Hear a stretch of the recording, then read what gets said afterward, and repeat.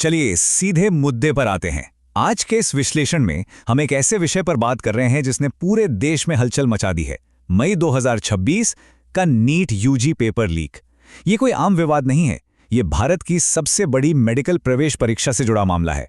रातों रात लाखों छात्रों का भरोसा टूट गया और पूरी शिक्षा व्यवस्था सवालों के घेरे में आ गई। तो आइए बिना किसी देरी के इस पूरे घटनाक्रम की गहराई में चलते हैं और समझते हैं कि आखिर हुआ क्या। 22 लाख, जरा इस संख्या के बारे में सोचिए। ये कोई मामूली आंकड़ा नहीं है। इतने छात्रों ने इस एक परीक्षा पर अपना पूरा भविष्य दांव पर लगा दिया था। महीनों की कड़ी मेहनत, रातों की नींद, परिवारों के अनगिनत त्याग, ये सब इस एक परीक्षा से जुड़े थे। जब इतने बड़े स्तर पर कोई चूक होती है तो उसका असर कितना खौफनाक हो सकता है, इसका अंदाज़ा लगाना भी मुश्किल है। इस संकट का असली पैमाना यही 22 लाख की संख्या है। आज की इस चर्चा में हम इस मुद्दे के 5 अहम पहलुओं को समझेंगे। सबसे पहले पेपर लीक की पूरी टाइमलाइन, फिर इसकी सबसे दर्दनाक मानवीय कीमत, उसके बाद गिरफ्तारियां और सिस्टम की कमियां, देश भर में पनपा राजनीति का आक्रोश, और आखिर में जानेंगे कि यहां से आगे का रास्ता क्या है। तो शुरुआत करते हैं पहले हिस्से से। आखिर ये पेपर लीक हुआ कैसे? देखिए, ये कोई रातों रात हुई घटना नहीं थी। इसकी शुरुआत होती है अप्रैल 2026 में, जब परीक्षा में अभी कई हफ्ते बाकी थे। हुआ ये कि एनटीए के ही एक फिजिक्स एक्सपर्ट ने सवालों को लीक कर दिया। इसके बाद पुणे के एक टीचर ने इन असली सवालों का इस्तेमाल करके 60 पेज का एक गेस पेपर तैयार किया। और हैरानी की बात तो ये है कि अप्रैल में ही करीब 35 से 40 छात्रों को एक खास कोचिंग के जरिए ये सारे असली सवाल रटा दिए गए।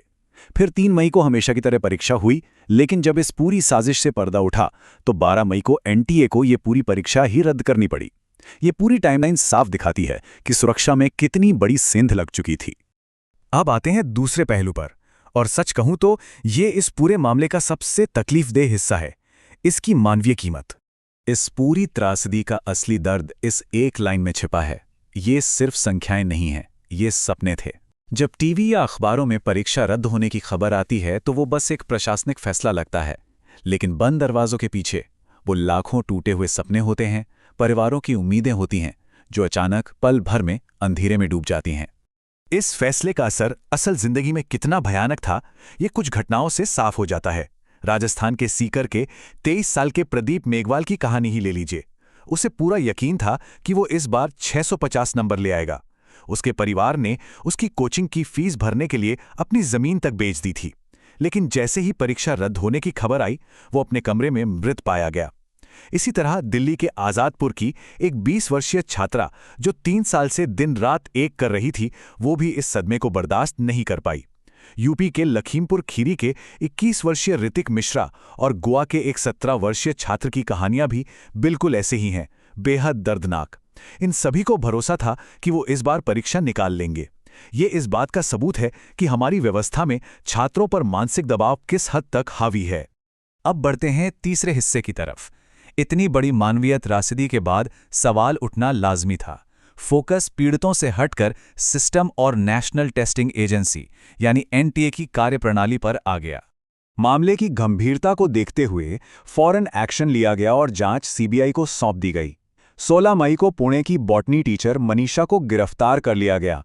साथ ही उस फिजिक्स एक्सपर्ट मनीषा संजय हवलदार को भी हिरासत में लिया गया। जांच एजेंसी ने सिर्फ छात्रों और उनके माता-पिता से ही पूछताछ नहीं की, बल्कि पैसों के लेन देन का सटीक पता लगाने के लिए बड़े पैमाने पर बैंक ट्रांजैक्शंस को भी खंगाला, ताकि इस पूरे नेटवर्क की जड़ तक पहुंचा जा सके। लेकिन यहां जो बात सबसे ज्यादा परेशान करने वाली है, वो है इसका पैटर्न। मतलब ये 2026 की कोई इकलौती घटना नहीं है। जरा इतिहास देखिए। 2024 में भी नीट पेपर लीक की खबरें आई थीं। 2025 में फिर से सुरक्षा में सेंध लगी, और अब 2026 में फिजिक्स का पेपर लीक होने से देश भर में परीक्षा ही रद्द करनी पड़ी।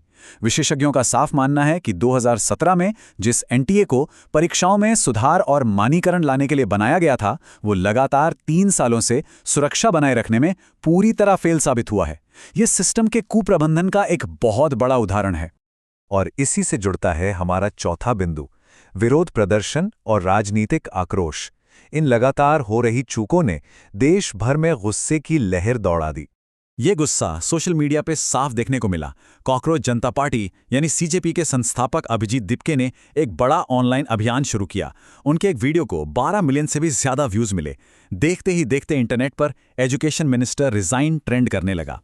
उनका सीधा सा तर्क था कि 22 लाख छात्रों के भविष्य के साथ जो खिलवाड़ हुआ है उसके लिए केंद्रीय शिक्षा मंत्री को इस्तीफा देना चाहिए।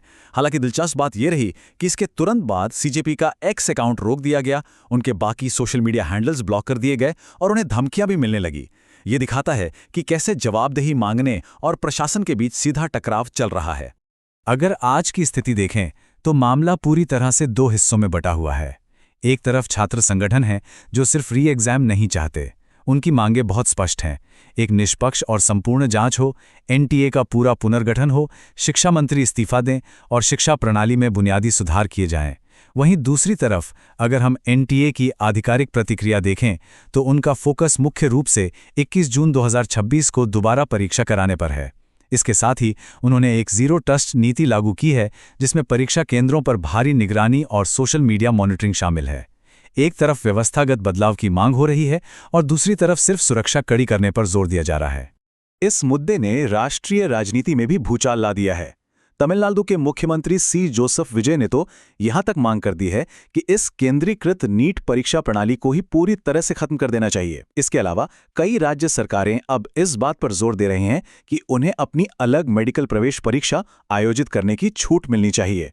और तो और इस पूरे मामले को लेकर सुप्रीम कोर्ट में कई याचिकाएं भी दायर हो चुकी हैं। कुल मिलाकर इस एक लीक ने पूरे भारत में मेडिकल प्रवेश परीक्षाओं के भविष्य पर ही एक बहुत बड़ा सवालिया निशान लगा दिया है। अब आते हैं अपने आखिरी और सबसे जरूरी हिस्से पर, आगे का रास्ता। इस भारी उथल-पुथल के बीच हमें यह सोचना होगा कि हमारी प्राथमिकताएं क्या होनी चाहिए। इतनी सारी दुखद घटनाओं को देखने के बाद एक बात जो सबसे ज्यादा अहम है वो ये कि दुनिया की कोई भी परीक्षा इंसान की जिंदगी से बढ़कर नहीं हो सकती।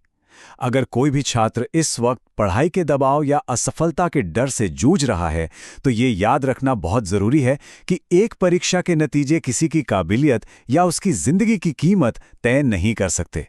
जिंदगी हमेशा सबसे ऊपर है। इसी बात को ध्यान में रखते हुए कुछ बेहद जरूरी मानसिक स्वास्थ्य संसाधन मौजूद हैं। राष्ट्रीय मानसिक स्वास्थ्य कार्यक्रम का टोल फ्री नंबर 1800-599-0019 और iCall का नंबर 9152987821 हमेशा मदद के लिए चालू हैं। इसके अलावा अपने आसपास के लोकल काउंसलिंग सेंटर से भी बेझिझक मदद ली जा सकती है। ये जानकारी उन सभी लोगों तक पहुंचनी चाहिए जिन्हें इस मुश्किल वक्त में सहारे की जरूरत है। और इसी के साथ हमारा ये विश्लेषण एक बहुत ही गंभीर सवाल के साथ खत्म होता है। 22 लाख छात्रों के भविष्य के साथ हुए इतने बड़े खिलवाड़ के बाद क्या वाकई एनटीए के काम करने के तरीके में कोई बुनियादी बदलाव आएगा? क्या अगली बार छात्रों को ये भरोसा दिलाया जा सकेगा कि सुरक्षा में कोई सेंध नहीं लगेगी? क्या इस सिस्टम में कभी कोई सच्ची जवाबदेही तय होगी? फिलहाल तो ये सवाल बिना जवाब के ही खड़े हैं, लेकिन इन्हीं सवालों के जवाब भारत के शिक्षा जगत का भविष्य तय करेंगे। इस पर गहराई से सोचने की जरूरत है।